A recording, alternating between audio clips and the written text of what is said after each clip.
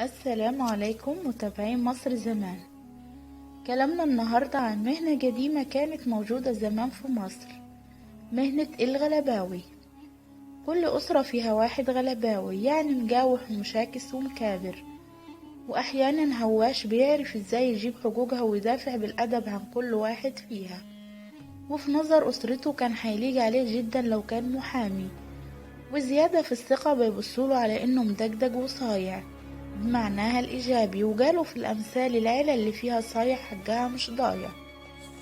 ده مفهوم اترسخ في عقولنا من مهنة قديمة انتشرت في مصر قبل عام 1868، يعني قبل إنشاء أول كلية حقوق في مصر، وهي مهنة الغلباوي.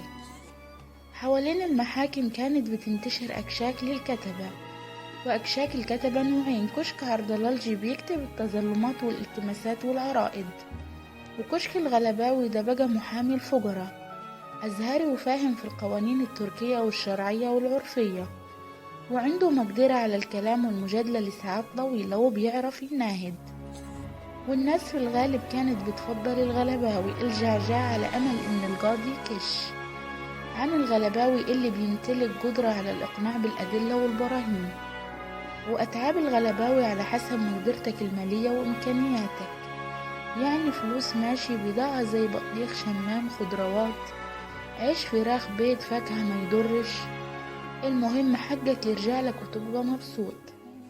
ومن طرائف الغلبوية إن كتير منهم كان بينسى نفسه وهو بيترافع ويجلجل بصوته علشان يهوش القاضي، ويخبط بإيده على منصة القاضي، فالقاضي يحكم ببراءة المتهم وحبس الغلباوي شهر.